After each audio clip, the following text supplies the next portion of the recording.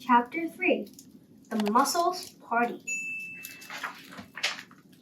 One night, when the squirrel was fast asleep, the wind blew a letter under his front door. He heard the paper rustling, jumped out of bed, and opened the letter. It was a small gray note that smelled a little sour. The squirrel read, "Dear Squirrel, I would be honored if you would come to my party. It would be a very modest party. I'm not inviting anyone else. Will you come right away? Mussel." The squirrel got dressed quickly, grabbed a jar of pickled beech nuts, and hurried to the beach as fast as he could. The mussel lived in an inlet. The squirrel knocked on his shell. "Shh!" a voice whispered from inside. "It's me," said the squirrel softly. The squirrel! The mussel opened his shell ever so slightly and looked out at the squirrel. "Oh," he said. "Happy birthday," said the squirrel. "I have something for you." He held out the jar of beech nuts. "Put it down over there," said the mussel. The squirrel sat down. The warm seawater swirled around his bushy tail, and the mussel drifted back and front in front of him.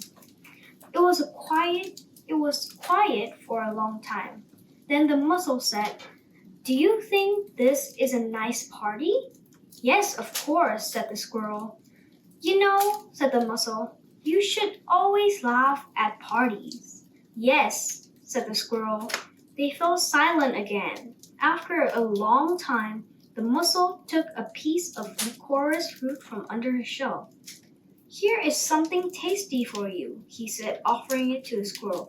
The squirrel began to chew. "Delicious," he said. After a while, the mussel spoke again. "It's not my birthday," he said. "Isn't it?" replied the squirrel. "No," said the mussel. "I never celebrate my birthday. You always have to do so much preparing." "Yes," said the squirrel. "This is just a party." "Oh." They sat in silence for a long time.